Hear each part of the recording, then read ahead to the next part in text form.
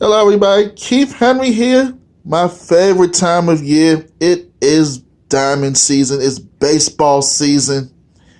I am here with the man, the head coach of Coppin State Baseball, Sherman Reed. Coach, we gotta start off with last year. Last year was unique in that you all were picked as the favorites to win the MEAC. Something that hasn't really been done here in a while, and a unique pressure to deal with. How did you guys try deal with this unique?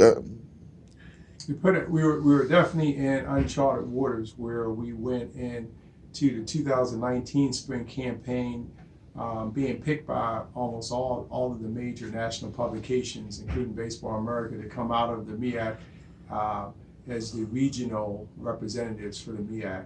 And quite honestly, we held up. We really held up that uh, projection 3 quarters of the season. In fact, we were on pace for a 30-win season when we got to 24 and 17.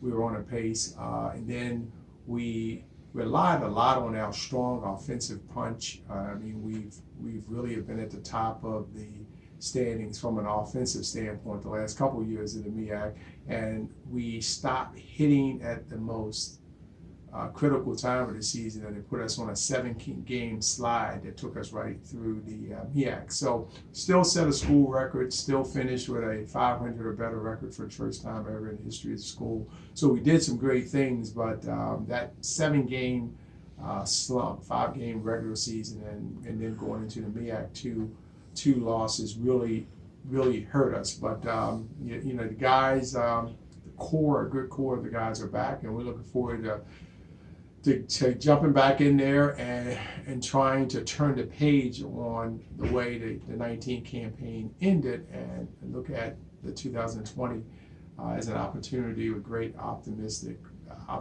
views for a real good 2020 campaign. Coach, so you come back with some you have some folks coming back and some key folks coming back. I got started in pitch on the pitcher's mound. Aaron Ray. Aaron Ray is one of the guys. He's been under the shadow of some real good pitching arms for Coppin the last couple of years, and that includes the big breakout year senior Devin Rivera Zuna had last year. I think he went something like 7-1 or 8-1 in his appearances. Jamon Taylor, who's a childhood friend of Aaron Ray, and they went to Lyman High School together. And Aaron has always been sort of in the shadows of a great talent like Jamon Taylor, who graduated, and then we had Brandon Redfern, who came in here from junior college and came in here and had a spectacular 2-year run with us that graduated last year as well. But the good news is you got Aaron Ray, who could be as good as any of those names that I've mentioned. He's a 5th-year senior. He's mature, shows great leadership character. And we also have the school's all-time saves leader in Corey Treyas, the senior, who will play a big role on the Hill as well. His role could change, and we could have Corey leave that closing role and take on a bigger role, maybe a weekend starter. Coach, who of those pitchers you have that's coming in, who has impressed you, Coach? Who? I tell you what, we've had a spectacular 2019 recruiting class. We have a kid out of California, Rashard Ruff, who dials it up there, upper 80s, 90, 91 as a true freshman, who has been really good for us this fall. In the 3 weeks leading up to opening weekend, he's been one of our more dominant pitchers. So he's been consistent throughout both the fall and the preseason campaign. Then you have Gio Canellis, a kid coming down from Rhode Island, who's another power arm for us that could play big for us. We have the reliable Anthony Martinez, who has been nothing but a reliable arm coming out of the bullpen and long relief stints for us the last 3 years. He's a senior. He's been healthy. He's been dialing it up pretty well for us and consistently while getting outs for us. We brought in the lefty, the kid, and his name it should never escape me, but the big left-handed Ruffino. Ruffino is another kid that, as a true freshman, should be a guy that we get valuable innings from. Nico Felber, another senior that had a tremendous fall. I'm sorry, freshman that had a tremendous fall for us. So the arms are there, not in great quantity, but in quality. And we're going to only go as far as the new guys, the guys that I just mentioned, that steps Um, Coach, we let's talk offensively. Justin Banks has been the talk of the postseason, preseason. He did well. He did well over the summer out here in the California League, and Yeah, they're looking. and he did. He did a real good job. He comes in as a senior, preseason picked as Player of the Year from a lot of the national publications, including Baseball America's pick as Player of the Year. Justin's just a big offensive weapon for Coppin State. We're very fortunate in that we do get him back his senior year because there was a lot of talk of the possibility of him going in last year's June draft. But you got Justin Banks in the middle of the lineup. You got Connor Walker, who's going to play some first base, DH, and still a very serviceable catcher. I think he was a third-team all-conference catcher. He's got a big bat that can do special things offensively. You have the senior, Carlos Alvarez, who all he does is bat 300, and he's a streaky hitter. But you get him back for his senior year. You have Matt Day, who's now coming into his sophomore year after a pretty good freshman year. Last year, he was also projected as the top freshman entering our conference last year. So you have him. You still have, reliable Corey Treyas that will go as a two-way guy. Will probably bat near the top of our lineup. And then we have some real good pieces as well. I mean, you have the guy that probably, from a standpoint of tools and what he possesses and bring to the game, a kid that will, in my opinion, certainly play pro ball, and that is our center fielder, who's a junior, Marcos Castillo, who all he's done is batted an average of 340 his first 2 years here. Played spectacular defense in center field, has a plus arm. Throwing from the outfield, a guy that runs the bases well. So you have Marcos Castillo, you have new pieces such as Torrin Smith, who's projected as the next guy entering the MEAC. That's been projected by many publications as the top freshman entering the league. Torrin is just a solid, mature young hitter that's going to start at third and bat somewhere in that anywhere from 3 to 6 slot in the lineup. Then you have a shortstop in Javier that's come in and really got his back going this spring, that defensively can make all the plays and has a chance to be one of our top defensive middle infielders in the MEAC. And then Caden Walton, a kid that came. We got Caden really late in the process. Caden Walton led probably all freshmen in hitting in the fall. He's a middle infield type, has a real good chance of getting some good playing time at second base this year. So offensively, Keith, we look really solid now. We just need some of the young arms, the talented arms, to step up and take on a bigger role than might otherwise not normally you'd expect. But we're going to need a freshman arm to step up in a big way for us. Coach, at last there's a change in the way the conference playing everybody. Finally, Coach. Yeah, we like the single division. I think it's good for the conference. You get tired of playing the same 3 teams in regular season with the long extended 2 to 3 series of 3 games. Now you get a chance to play a balanced schedule. Everyone has a 3-game schedule amongst every opponent in the MEAC, and I just think it's going to make for an exciting opportunity for us to see some of the talent that's on the southern side, and for the southern side to now see some of the great talent that we have up north with Del State, Norfolk, ourselves, and Maryland Eastern Shore. Um, Coach, on the other side, we just recognized teams with three that had 3.0 GPA, about 14, 15 of them, Coach. Most folks know it's not just about athletics here. It's academics too, and you have a lot of them. We're leading the way. We had 24 guys 20. this past fall with a 3.0 or better. We had 5 guys with 4.0s. 2 consecutive years.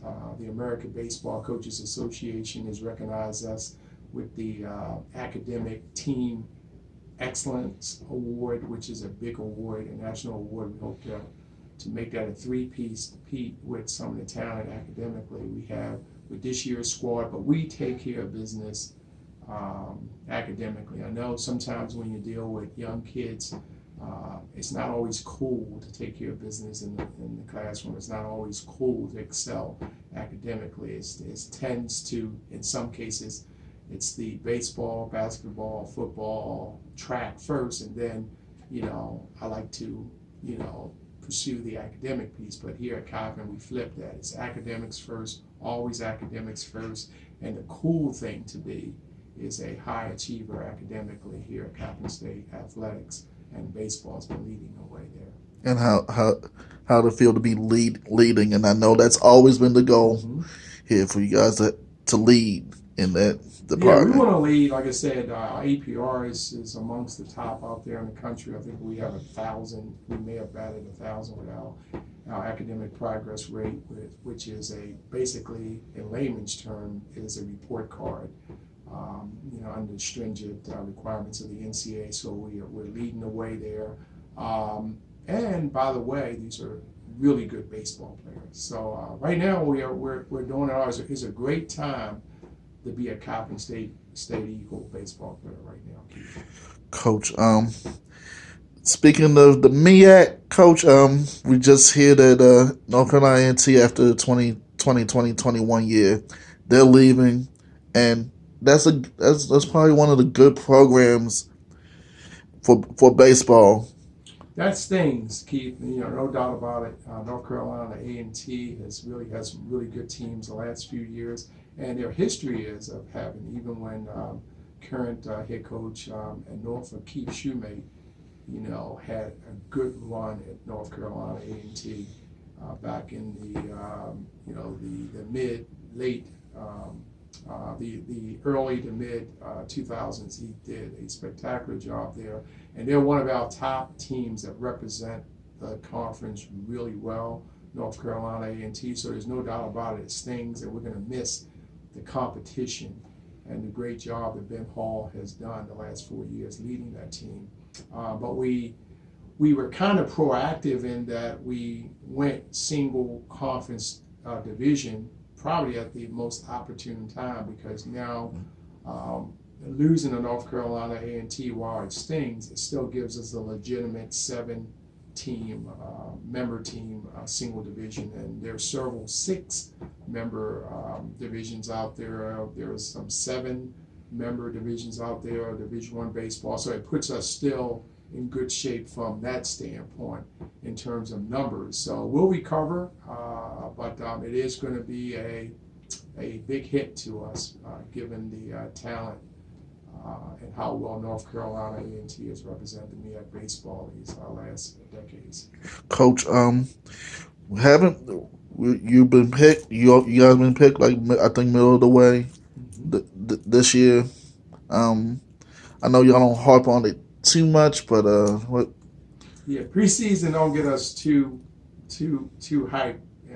Just like everyone was on the bandwagon with us being a top team in the MEAC last year, we didn't hold up our end with the slump towards the end of the season. So we don't get caught up with that. When you look at on paper, Keith, some of the quality players that we lost to at graduation last year with the Eric Crossmans of the world, that was a big part of what our success the last 4 years, starting at second base, the kid from California, and then Nazir McElwain, the best there ever was from a standpoint of hitting, the all-time hit leaders for Coppin State. First baseman Nazir McElwain graduated. And then you look at the strikeout leader in school history, Jamon Taylor, and Brandon Redfern, and the great year Devin Rivera Ozuna had. When you lose that many key pieces, I mean, obviously publications are going to think that we're dropping back to a situation where maybe we are trying to rebuild, but no one knows the talent that we brought in to replace those guys, and I'm pretty excited about the opportunity that we're going to show that we're going to sustain the success we've had the last 2 years. And I think the great recruiting class with our recruiting coordinator Matt Greeley, leading the way from the recruiting standpoint. I don't think the fall off is going to be any fall off at all. So we're anxious to get out there to prove that we're still Coppin State the last 2-3 years, where we're going to battle, and at the end we hope to be right there near the top of the conference yet again. Non-conference coach continues to be a challenge. Just talk about the non-conference part of the schedule, especially this weekend. Y'all got a real tough series off the break. Yeah, we're going down to the Citadel, Charleston, South Carolina. Coach does a real good job. Well-coached team. They're aggressive.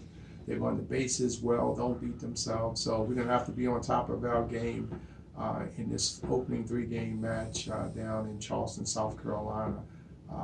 We're happy to have UNC Asheville. I don't think we've ever had them on our schedule in my 10 years here at Coppin. We have them. We have St. Peter's. We have the traditional teams like Georgetown, who's always been pretty good. Navy.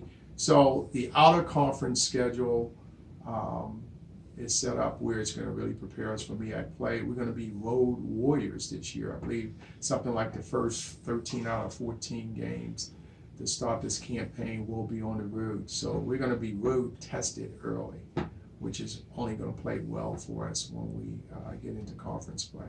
And of course, being on the road, that can only build on the team chemistry, which I think y'all have probably one of the stronger team chemistries around here. Definitely. The brotherhood is great. The chemistry is great. We really probe and make sure that we bring the right kids into our program, because our chemistry has always been really strong in the family environment. And going on the road, only secures that closeness. I mean, you have the whole world against you. You take your lunchbox, you go on the road, and you face the elements of the opposing team's fans, and you get closer as a result of that. And we're looking forward to going on the road and really meshing as a team.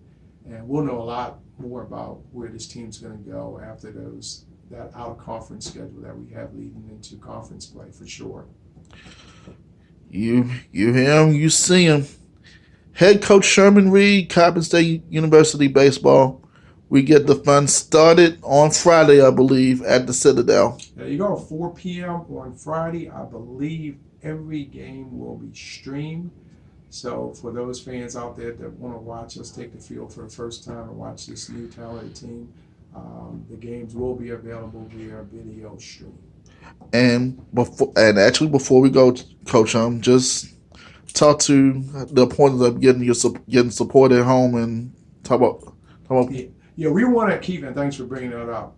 By the way, I want to thank the fans, the community, and the support that we've gotten over the last couple of years. When we take the field at Joe Cannon in Hanover, and I look up in the stands, there was not long ago where there would be a dozen bodies braving the early season cold to watch a Coppin game. And now when I look at the many people that now fill those seats at Joe Cannon, we really appreciate that, but we need to keep that support. And support does come with winning.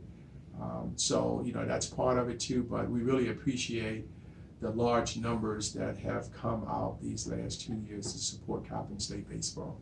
And speaking of the brotherhood, Coach, you've had the alumni come through, and we love the alumni. And alumni has been big. We've got a real good, solid core.